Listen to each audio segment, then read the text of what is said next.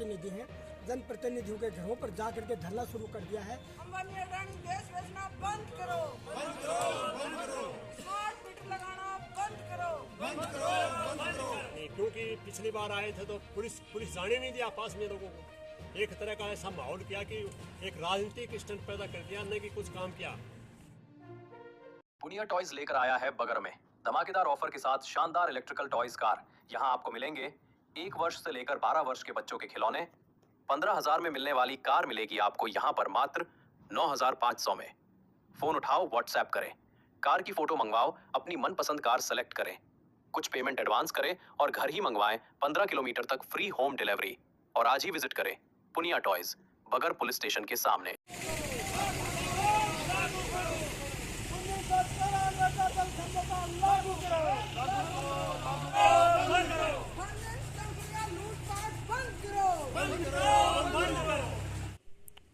आज जो धरना दिया और रैली निकाली है उसके बारे में बताइए।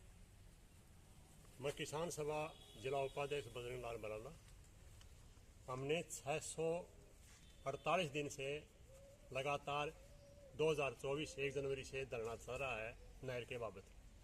1994 में समझौता हुआ था 5 राज्यों के बीच में, उसमें हमारे अपने को सिंचाई का और पीने का पानी दिया गया था 1957 क्यूसेक।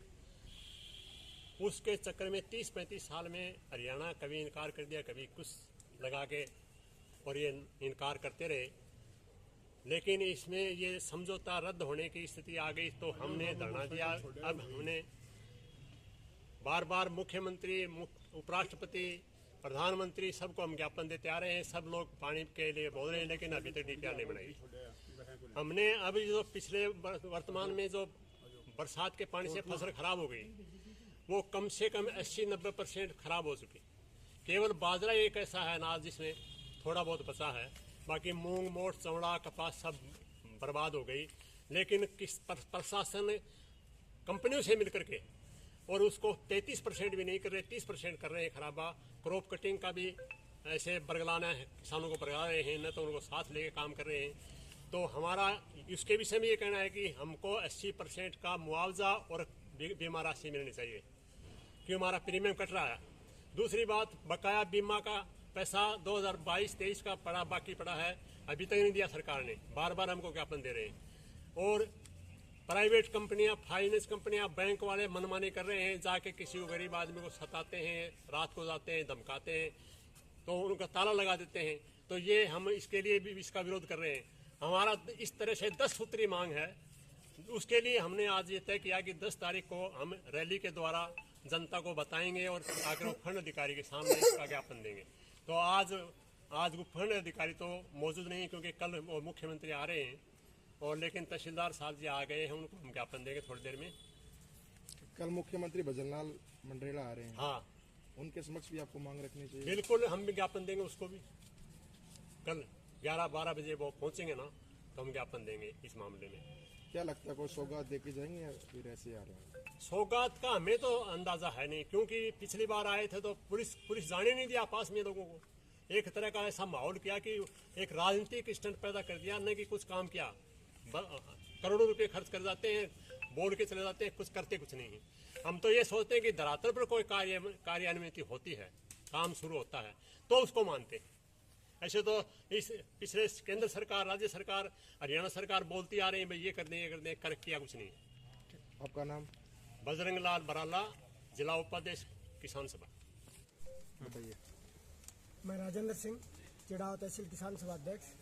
हमने जो है यमुना जल समझौता जो 1994 में हुआ था, जो कि दिसंबर 2024 में स्वतः ही खत्म हो जाता, उसके जब हमें भनक पड़ी, उसकी जानकारी निकाली कि दिसंबर 2024 में ख़त्म हो जाएगा, तो हमने 2 जनवरी 2024 से लाल चौक के ऊपर धरना प्रदर्शन चालू कर दिया, जो आज तक धरना प्रदर्शन चालू है। और दिन प्रतिदिन उसमें बढ़ोतरी हो रही है, लोगों का जुड़ाव हो रहा है। हमने जितने भी अपने जनप्रतिनिधि हैं, जनप्रतिनिधियों के घरों पर जा करके धरना शुरू कर दिया है। हमने जब हमारे महामहिम राष्ट्रपति जगदीप धनखड़ थे तो उनके गांव में भी गए। ये बात अलग है कि पुलिस ने हमको उनके गांव में नहीं घुसने दिया, चारों तरफ से ब्रेकेट्स कर दिए गए। उनके बाद में हमने राजेंद्र भाम्बू के गाँव अलीपुर मालीगांव में भी धरना दिया। उनके बाद में हमारे सांसद विजेंद्र ओड़ा के गांव में भी हमने धरना दिया, प्रदर्शन किया। अब जो है अगला कदम जो है हमारा 16 अक्टूबर को वो जाखड़ में है। विजेंद्र सिंह जाखड़ है, विक्रम सिंह जाखड़ के गांव घर पे धरना देंगे। और इस प्रकार से हम सीढ़ी दर विधायक MP सब के देते जाएंगे। और एक दिन ऐसा भी आएगा कि हमें मजबूर होकर के माननीय मुख्यमंत्री के घर के ऊपर भी धरना देना पड़ेगा। गोहाना तहसील संयोजक रणधीर सिंह ओड़ा। मैं ये बताना चाहता हूँ कि यहाँ पर एक समस्या और है। 765 kV जो लाइन जा रही है, किसानों को इसका मुआवजा नहीं मिल रहा। बार बार कहने के बाद में भी मुआवजा नहीं दे रहे हैं। लोगों को बरगला कर एक साइड में कर रहे हैं, अपना काम पूरा कर रहे हैं। हम ये कहते हैं कि जब तक मुआवजा नहीं मिलेगा, अब के बार इसके आगे लाइन नहीं खींची जाएगी। चाहे जो मर्जी हो, पहले मुआवजा दो, उसके बाद में खेत में घुसो। इसके अलावा एक स्मार्ट मीटर योजना चलाई जा रही है, जो स्मार्ट मीटर न होकर के लूट योजना है। इसमें खूब लूटा जा रहा है किसानों को। और जगह जगह सरकारी कर्मचारियों के घर पर स्मार्ट मीटर लगा भी दिए गए हैं। लेकिन जनता ये आह्वान करती है कि किसी भी सूरत में स्मार्ट मीटर नहीं लगने दिया जाएगा। जय हिंद, जय भारत। हम हमारा हक मांगते नहीं किसी से भीख मांगते, हम हमारा हक मांगते नहीं किसी से भीख मांगते।